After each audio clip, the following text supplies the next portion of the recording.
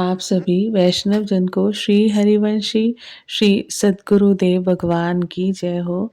महाराज श्री के श्री चरणों के आश्रय से, उनके श्री चरणों के बल से हम श्री हित हरिवंश चरितामृत पर कथन और श्रवण करके, मनन और चिंतन करके इन सूत्रों को अपने हृदय में, अपने आचरण में गुरु कृपा से उतारने का प्रयास करेंगे।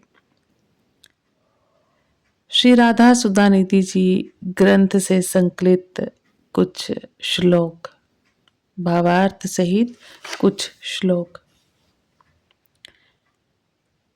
ब्रह्मेश्वरादि सुदरूह पदारविंद श्रीमद पराग परमाद्भुत वैभवाया सर्वार्थ सार रस वर्षिर कृपार्ध दृष्टेस तस्या नमोस्तु वृषभानुभुवो महिम्ने। जिनके चरण कमलों के शोभाशाली पराग, सुगंधित रज का अत्यंत अद्भुत वैभव, ऐश्वर्य ब्रह्मा शंकर आदि के लिए भी सुदरूह, प्राप्त करने में अत्यंत कठिन है, और जिनकी कृपा से भीगी हुई दृष्टि सब पुरुषार्थों के सारभूत प्रेम रस की वृष्टि करने वाली है, उन श्री वृषभानु नंदिनी की महिमा को नमस्कार हो। यो ब्रह्म रुद्र शुक नारद भीष्म मुख्यै रालक्षितो न सहसा पुरुषस्य तस्य सद्यो वशीकर्ण चूर्णमनंत शक्तिम तम राधिका चरण रेणु मनुस्मरामि। जो ब्रह्मा रुद्र शुक नारद भीष्म द्वारा सहसा देखे नहीं जाते, उन परम पुरुष श्री कृष्ण को तत्काल वश में करने वाले वशीकर्ण चूर्ण के समान अनंत शक्तियों वाले श्री राधिका जी की चरण धूलि का मैं स्मरण करता हूँ। उन श्री राधिका की मैं कब अनुराग पूर्वक सेवा करूंगा, जिनके कटाक्ष रूप भान की चोट से मूर्छित हुए व्रजराज कुमार के हाथ में वंशी गिर गई, मयूर पिच खिसक गया और पीतांबर भ्रष्ट हो गया, अर्थात खिसक गया। धर्म अर्थ काम मोक्ष, ये चारों पुरुषार्थ सबसे उत्कृष्ट रूप में विराजमान रहे, यहाँ उनकी व्यर्थ की चर्चा से क्या लाभ। ईश्वर की व अनन्य भक्ति योग की पद्धति को भी हम सिर माथे चढ़ाते हैं, अर्थात उसे भी दूर से नमस्कार करते हैं। मेरे चित्त को तो श्री वृंदावन की सीमा में जो कोई एक अतिशय आश्चर्यमय किशोरीगण की शिरोमणि विराजमान है, उनके कैंकर्य दासी भाव रस रूपी अमृत के अतिरिक्त कुछ भी अच्छा नहीं लगता।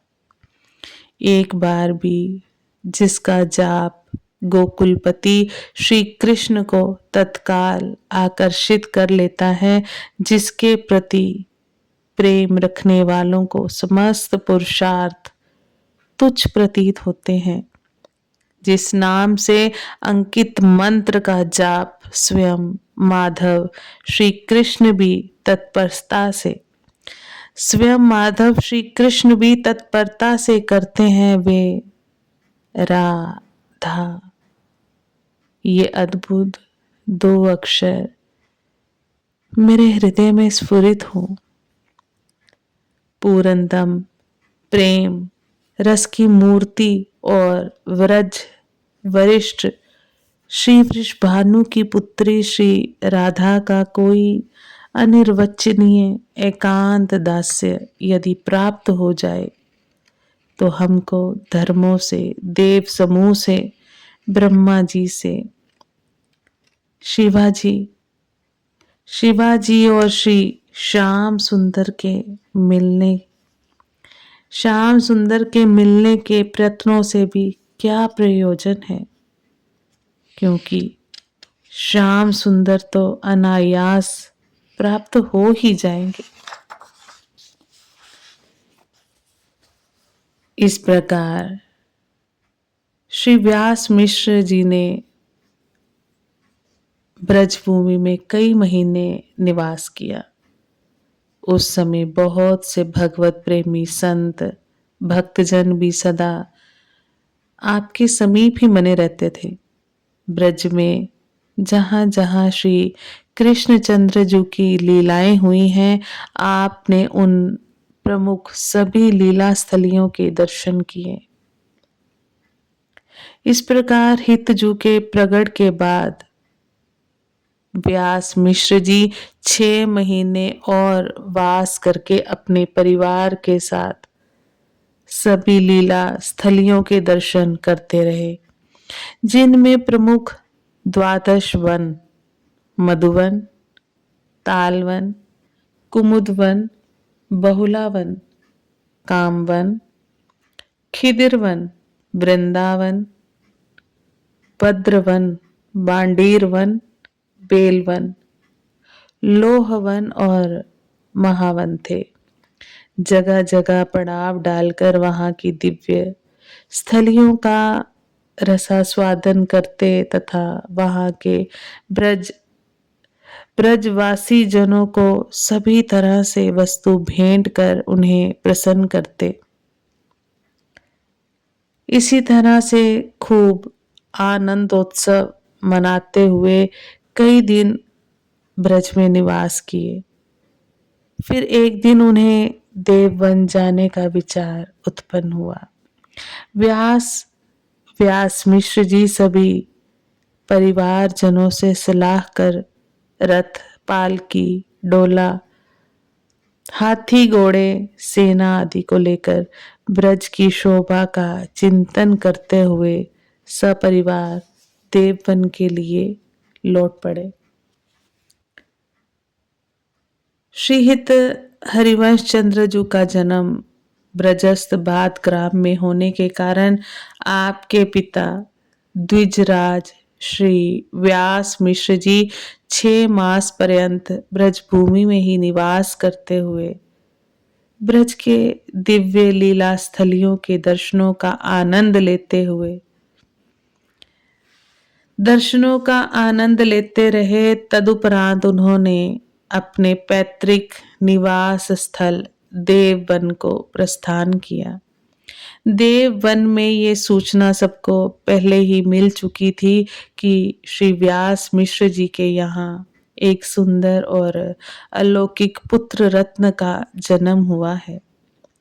जब देववन वासियों को पता चला कि श्री व्यास मिश्र जी अपने पुत्र के साथ ब्रज यात्रा करके देववन वापस आ रहे हैं, तो वे अत्यंत हर्षित होते हुए उनके स्वागत की तैयारियों में जुट गए। देववन आने वाले मार्ग को पुष्पों से सजाया गया। श्री व्यास जी के महल को भी तोरण, बंधनवार आदि से सुसज्जित किया गया। जब श्री व्यास मिश्र जी आए तो उनका देववन में भव्य स्वागत किया गया। धीरे धीरे नगरवासी व्यास नंदन के दर्शन हेतु आने लगे। बाल स्वरूप श्री हरिवंश के दर्शन करके वह अपने नेत्रों को शीतल करते देववनवासी ब्राह्मण भी आकर के तारा तनय को आशीष देते और श्री व्यास मिश्र जी के भाग्य की सराहना करते कि देखो तो व्यास मिश्र के न जाने कौन से पुण्यों का उदय हुआ, जो देर से ही सही लेकिन कैसा अद्भुत बालक इन्हें प्राप्त हुआ है। सभी लोग हितजू महाराज की रूप माधुरी का पान करके अतिशय आनंद में भर जाते, क्योंकि श्री हरिवंश चंद्र जू का वपु गौर वरण का साक्षात प्रियाजू के श्री अंग की कांति लिए हुए था। उनके दर्शन मात्र से दिव्यता का अनुभव होता, ऐसा आकर्षण होता कि जो भी इनके दर्शन करता वे चकोर की भांति एकटक निरखने लगता। देववनवासी सभी नर नारी परस्पर वार्ता करते हुए कहते, ये कोई साधारण बालक नहीं है, अपितु कोई अवतारी महापुरुष है, क्योंकि यह स्वामी नरसिंहाश्रम जी के कृपा प्रसाद से व्यास मिश्र जी को प्राप्त हुआ है। वे विविध तरह की भेंटें लाते एवं बहुत सा द्रव्य श्रीहित महाप्रभु पर वार कर उसे लोगों में बांट देते। श्री व्यास मिश्र जी ने बाद ग्राम में अपने बालक के जन्म का जो महोत्सव मनाया था, उससे भी ज्यादा उत्साह में भरकर उन्होंने देववन में बड़े ही धूमधाम से उत्सव मनाया।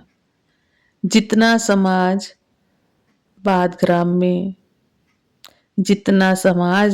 ग्राम के उत्सव में सम्मिलित हुआ था, उससे भी 4 गुना देववन में समाज इकट्ठा हुआ। संपूर्ण देव मन में एक अद्भुत आह्लाद छा गया। आज वाणी को हम यही विश्राम देते हैं। महाराज श्री की कृपा से कल हम इस पर चर्चा करने का फिर से प्रयास करेंगे। आप सभी वैष्णव जन को श्री हरिवंशी श्री सद्गुरुदेव भगवान की जय हो। जय जय श्री हरिवंश।